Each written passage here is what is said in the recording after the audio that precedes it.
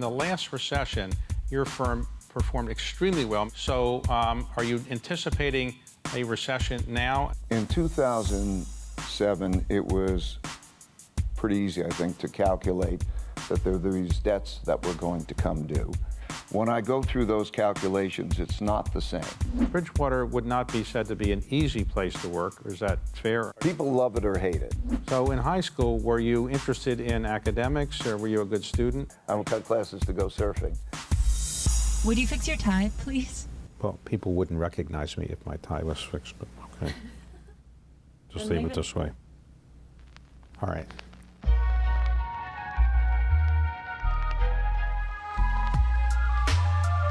I don't consider myself a journalist, and nobody else would consider myself a journalist. I began to take on the life of being an interviewer, even though I have a day job of running a private equity firm. How do you define leadership? What is it that makes somebody tick?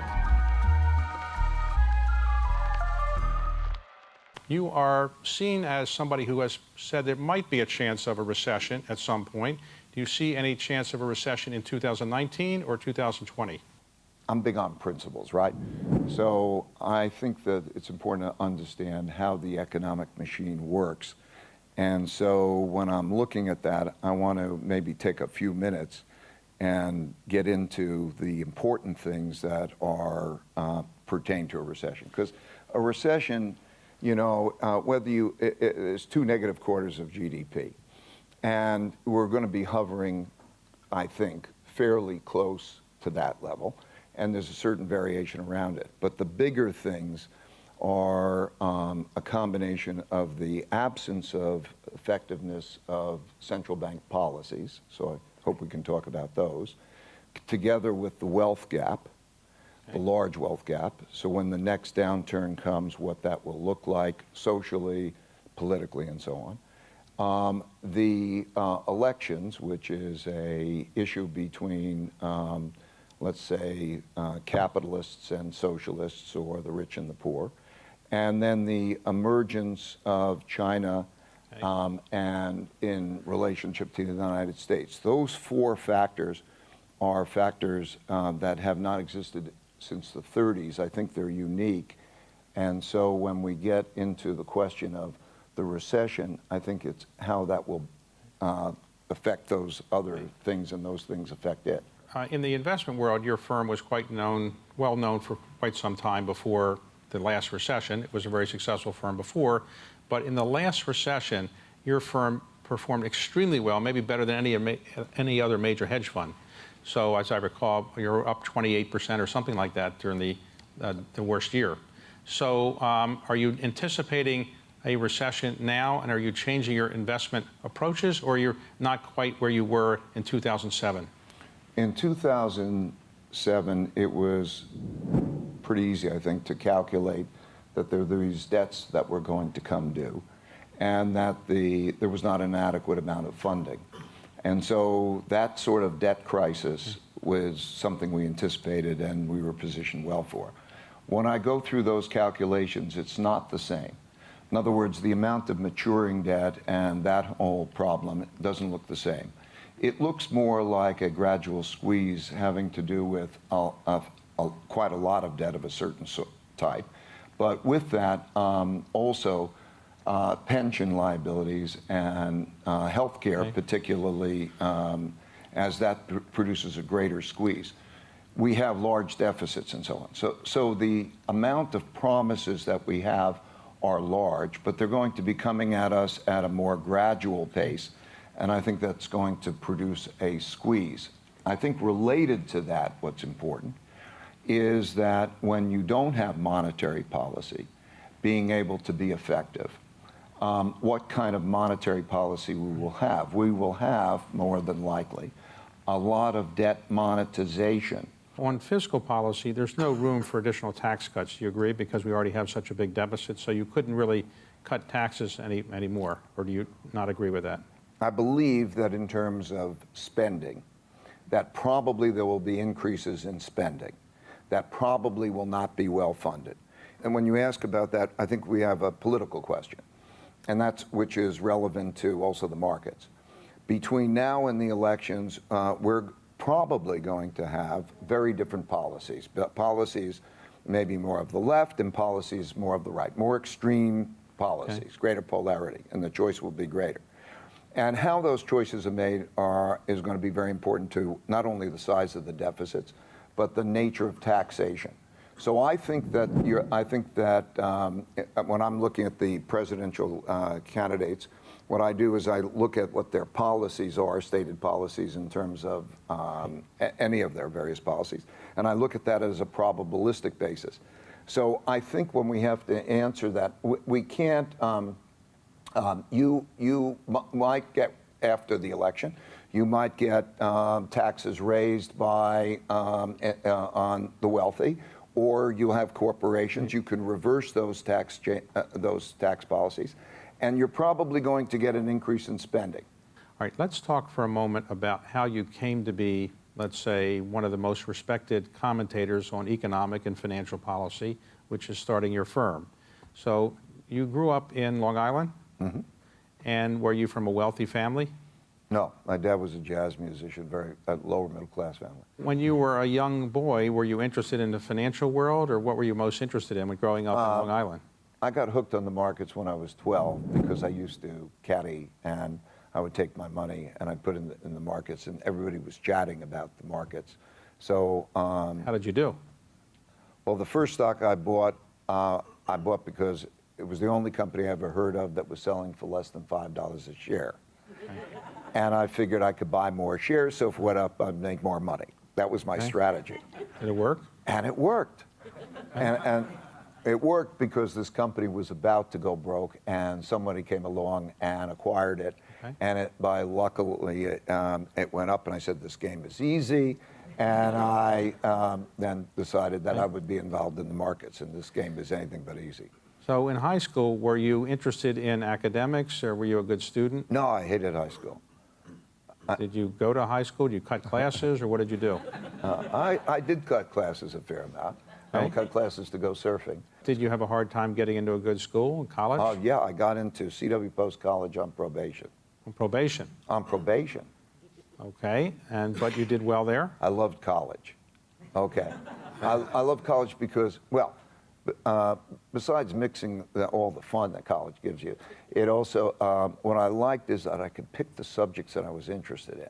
And so I loved college. All right, you must have done reasonably well because you got into Harvard Business School. Yeah, I did.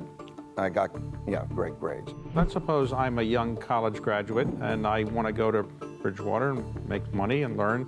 What is it that you look for? When I look at people, I look at them in 3 dimensions of a person.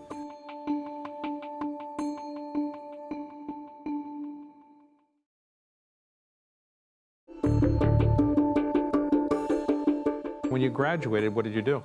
So in my 2 years, it's a 2-year school. And in my summer, I like to trade commodities. I got into trading commodities. Now this is the summer of '72. And so nobody ever from Harvard Business School went into commodity division, but I went to Merrill Lynch's commodity division. I said, hey, can you give me a job? The director of commodities in that summer gave me a job to help him around.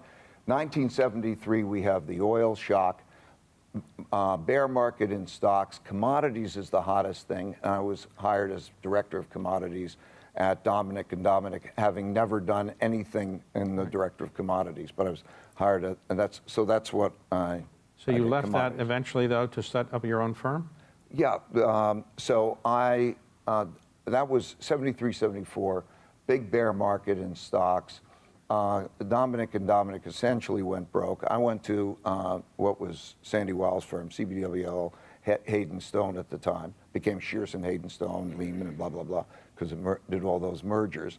I became in charge of institutional commodities, in other words, hedging of all different things. Right. And that put me with all different futures markets. And then we got into the environment where 74, 75, you got into this environment where interest rates, tightness of monetary policy, all of those things were driving all the markets. So that got me hooked on those markets. Anyway, I got fired from there because I was a bit rowdy. Did you punch somebody? Did you punch your boss in the face or something? Yes, I punched my boss in the face. That's yeah. not a good way to get promoted. It was New Year's Eve. We got drunk on New Year's Eve. And Can you punch somebody other than your boss, or you didn't think of that? Anyway, but it didn't last long. Okay, so at you, right, Cheerson. okay, so and you, that's how I started the firm, because the clients still wanted to do business. what with year me. was that you started the firm? 1975. So it grew from 1 or 2 employees to how many? Well, in 1982, it was. I think there were 8 employees. 8. And you're at one point. And then I had a terrible 82. So, and then it came down to 1 employee. So 1983 or so was just me. Did you have to borrow money from your father? Yeah, so let me tell you about the moment. So 1979, 80, 81, I calculated that American banks had lent a lot more money to emerging countries than those countries were going to pay back. And I anticipated that there would be a debt crisis, and with that, an economic crisis. So that was my thinking. In August 1982, Mexico defaulted on its debt, and a number of countries followed. And so because I said that, I got a lot of attention about that. And I thought that was going to be producing a bear market in stocks. And I could not have been more wrong. August 1982 was the exact bottom in the stock market. And I was wrong. And as a result of that, let's take my 8 employees, I had to let them go. I lost money for myself. I lost money and I had to borrow $4,000 from my dad. It was one of the most painful experiences, but it was one of the best experiences that ever happened to me in my life, because it changed my perspective about decision making. It gave me the humility that I needed, and fear of being wrong in my decisions, while I was able to maintain my aggressiveness. So it changed my whole approach to decision making. So you paid your father back with equity in Bridgewater, or just interest? No, without interest and with a big hug. Okay. So from that time on, you began to rely a lot more on arithmetic or algorithms and other kinds of things? Or not? No. The big thing was, and this is the biggest message that I think that I would get across, that I'm trying to convey in principles and so on, is that so many people have opinions in their heads that might be wrong, and they're too attached to them. And if you know how to operate with a certain amount of uncertainty and stress test your opinions in a different way, you get away from your ego, get away from all that. You can learn a lot about raising your probabilities of being right. So what it made me want to do is find the smartest people I could find who disagreed with me. And then I could have conversations with them. And only after I found the smartest people that I could find who disagreed with me would I be able to make a decision. In addition, to know how to improve my return to risk ratio by being able to diversify well, to create. And so I wanted all the upside, but I wanted to be able to control the downside. And so I would say a number of lessons that I'd like to, sort of pass along. First of all, the value of mistakes, the value of painful mistakes, and learning and reflecting on them has been a big, big thing. Finding the smartest people who could work with you, that's what created an idea meritocracy at Bridgewater. And it's that back and forth in terms of the thoughtful disagreement. And then also raising your probabilities of being right in those ways. So that humility, that fear of being wrong, combined with still the audacity to go for the great results, and how to do that well, is really the most important thing I learned. But you now use a lot of computer-related algorithms to help you navigate the market? Yes. Algorithms are what we call them today. Equations is what we used to call them. And so you would write that down. And what I learned is, by being clear, then I could tell how that decision would have worked in the past in all different environments. So it gave me a lot of perspective on making that decision. I could test it through the Great Depression and so on. And then I could find that if I use that same algorithm, I could take data and have the computer make decisions in parallel with me. And so, this is what I recommend for everybody. I recommend they write down their principles and then realize that almost any of those principles can then be converted into algorithms. And so the computer was making decisions in parallel with me making decisions. That type of partnership between me and the computer, and also expressing the algorithms, was invaluable, not only in the quality of the decision making, but also the quality of the relationships that I had with the people I worked with. Today, the greatest pleasure of your life is your family, your financial success, giving away money. What do you most enjoy? No, the financial success has never been, it's an inadvertent thing that came largely because I like to play a game that if you play the game well, you get the money.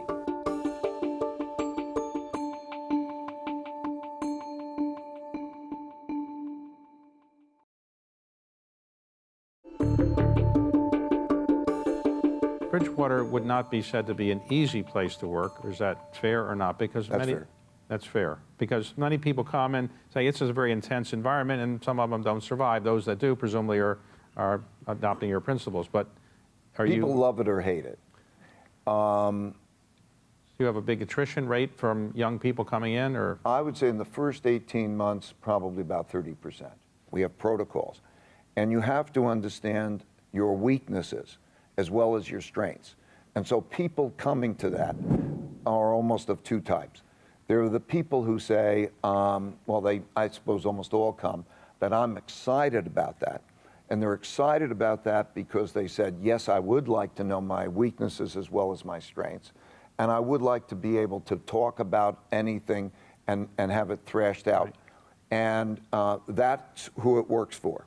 But it takes getting used to, because when you're really talking about the strengths, weaknesses, and differences in ideas, our brains have been programmed in a certain way, partially because of genetics and partially right. because of our environments, in which disagreement is thought of as producing a fighting type of reaction, or weaknesses are something that becomes a challenge for people to look at. So that's the essence of what divides people. Let's suppose I'm a young college graduate and I want to go to Bridgewater and make money and learn. What would be the qualities that you would look for in me to make it likely that I would succeed? Do you want somebody that's the first in his class or her class? Do you want somebody that's a student body president, an athlete? What is it that you look for? When I look at people, I look at them in three dimensions of a person: values, abilities, and skills. Most companies hire for skills. I believe it should be the other way around. I look at their values. And values means, like, what are the motivations? What are the missions? So skills is least important. Then you look at abilities. And abilities is the way of thinking. Is somebody a big picture thinker? Is somebody creative? And I want to put together a mix of those right people. And then skills, can you program? Do you know those things? That's important, but it's least important. So what I look for is really character. Character is number one. And to be on a mission. And then it applies to the particular job they have. So when I'm referring to values, I'm referring to, is this a person of good character? Number one. Now, over your, let's say, 30 years as an investor at Bridgewater, what is your track? Every year you've made money virtually for your investors? Well, 18 out of the last 18 years we've made money for our investors. 18 out of the last 18? Yes. That's not too bad. How about, is it too late to invest with you, or? Who can invest with you? Anybody? Any credit investor? Or you're not taking money? No. We're closed to new investments in that pure alpha strategy, and our clients are all large institutions. And you have two basic strategies that you provide investors? That's right. And I think that'll be helpful for people to understand the nature of that. There is a strategic asset allocation mix. What is your best diversified portfolio? If you had no idea what was going to happen, what would you hold? That's what we call our all-weather strategy. It's a portfolio of assets. And then we have what we call our pure alpha strategy, because there's a separation between alpha and beta. Most investors make the mistake of separating those two and think that they're going to make money in the market. And in this zero-sum game, they're probably going to lose money from making those bets. So there's the strategic asset allocation mix, which is the all-weather beta piece, and then there's the alpha. In other words, okay, now I think it's a good time to move this way or that way, and that's the alpha strategy. So it's too late for friends and family to get into your fund, right? There's no opening. You're not going to open anytime soon? No. Okay. So important part of your life has been transcendental meditation. You do this twice a day. When did you start, and why is it so important to you? I started in 1969 or so. I started because the Beatles did it, and I learned about it, and I thought it was, it's a very important thing. I would say it's the greatest gift that I think I can give anyone. It gives a combination of an equanimity, a calmness, so no matter what's coming at you, you can approach it with that sort of calmness. It gives one a creativity because it is a process of transcending is a process of going into your subconscious mind and relaxing. So it's been very helpful. So now you are one of the wealthiest people in the United States, one of the most successful investors. So you now have a fair amount of wealth to give away, and you were one of the original signers of the Giving Pledge. What are the philanthropic interests that are most appealing to you? My interests are, I guess I would say, two big interests. I'm really thrilled about ocean exploration. This is something that's a big deal for me. But we have donate to many different things. And then an important thing for my wife and for me has to do with the education of what are called disengaged and disconnected students, those who would not get through high school. So when you have the kind of platform you now have by virtue of your success as an investor, do you find it easier to meet with heads of state, finance ministers, heads of countries, and do you find that to be appealing to do that and give them your views on these subjects? We find it mutually appealing, yes. I